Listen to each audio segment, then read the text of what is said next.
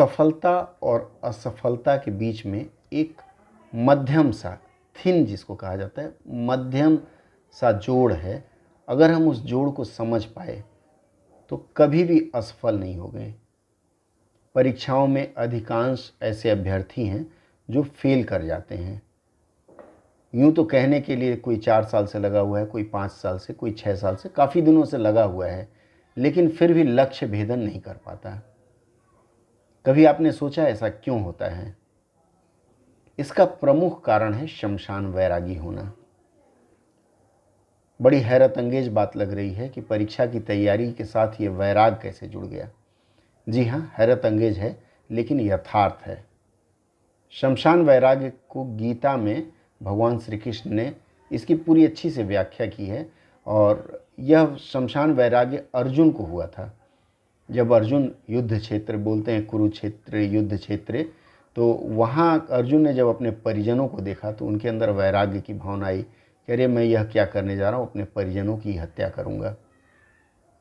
ऐसे ही आप जो परीक्षार्थी हैं या आप जीवन में कोई तैयारी कर रहे हैं तो आपके अंदर भी इस तरह से क्षणिक वैराग्य होता है। जैसे मान लीजिए कोई शव यात्रा जा रही हो, शव का दाह देखें तो मन में आता है अरे जीवन शून्य है, यथार्थ नहीं है, कुछ भी नहीं, अंत में जल जाना है, तो ये लगता है नहीं मैं अब वैरागी की तरफ मुड़ूंगा।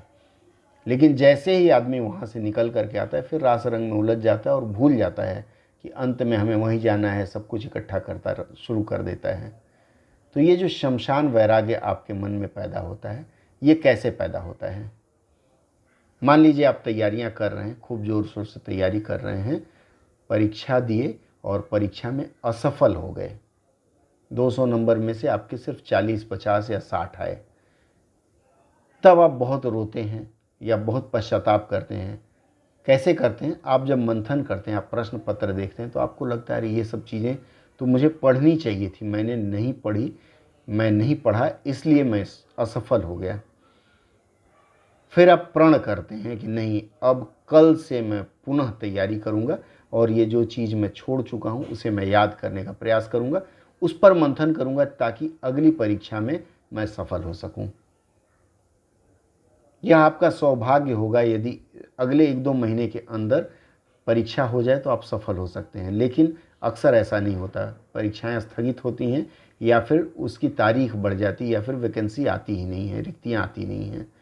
ऐसी स्थिति में आपका वह जो शमशान वैराग्य पैदा हुआ था असफलता से, वह फिर वैराग धीरे धीरे ख़त्म होने लगता है और अब दुनिया के रास रंग में उलझते जाते हैं।